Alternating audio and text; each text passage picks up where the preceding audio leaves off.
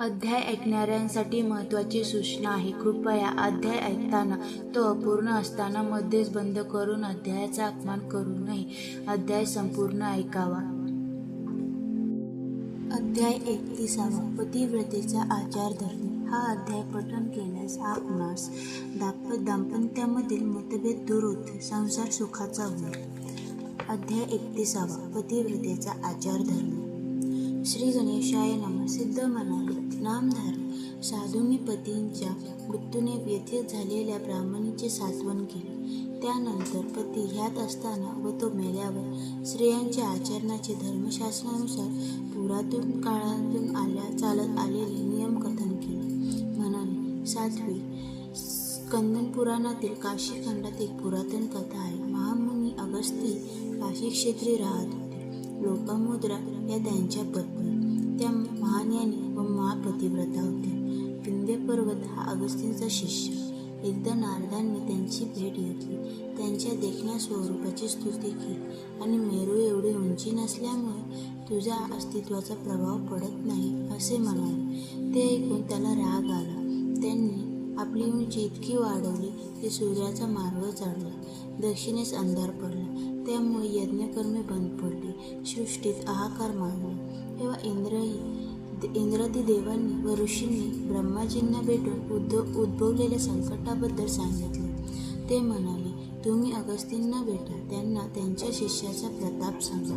त्यांना दक्षिणेस जाण्याची विनंती करा. त्यांना पाहून विंध्य नमस्कार करेल तेव्हा त्यांनी त्याला मी परत येईपर्यंत तू उठून उभा राहू नकोस असे सांगावे. याच उपायाने त्याची उंची रोखता येईल. ब्रह्मदेवाच्या सूचनेनुसार इंद्रादिक देव, बृहस्पती व सर्व ऋषी अगस्त्यांना भेटायला गेले. त्यांनी अगस्त्यांची व लोपामुद्रांची स्तुती केली. बृहस्पतींनी प्राचीन काळापासून प्रसिद्ध असलेल्या पतिव्रतांमध्ये लोपमुद्रा या आचारधर्मात कसा श्रेष्ठ आहे ते सांगितले व पुढे म्हणाले, देवहो, मी तुम्हाला पतिव्रतेचे आचरण कसे असावे ते सांगतो. पतिव्रतेने पतीलाच परमेश्वर मानून त्याची अखंड सेवा करावी.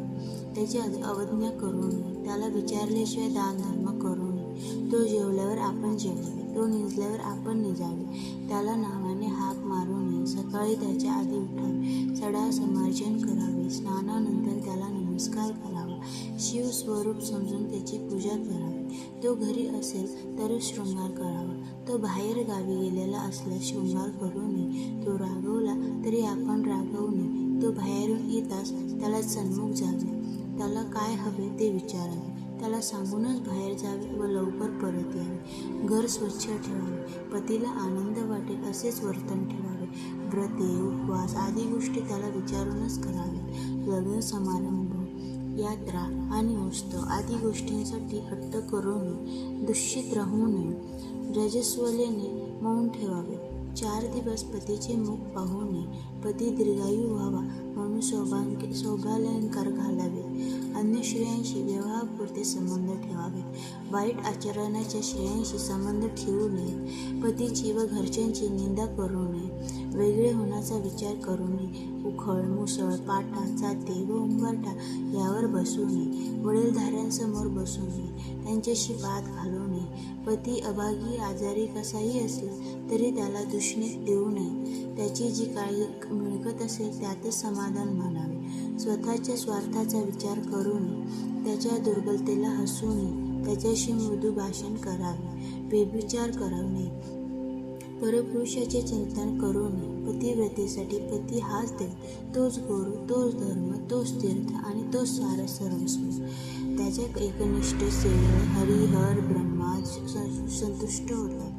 अशा पतिव्रतेचे सत्व काय वर्णन करावे. तिच्या पुण्याने तिच्या माहेरचे व सासरचे मिळून 42 गोळे उतरतात. अशी पतिव्रता स्त्री लाभणे ही पुरुषाची महाद्वाद्य. तो खरोखरच दैववान. त्याला 4ही पुरुषार्थ प्राप्त होतात. तिच्या संगतीने त्याला सौख्य, शांती व समाधान लाभते.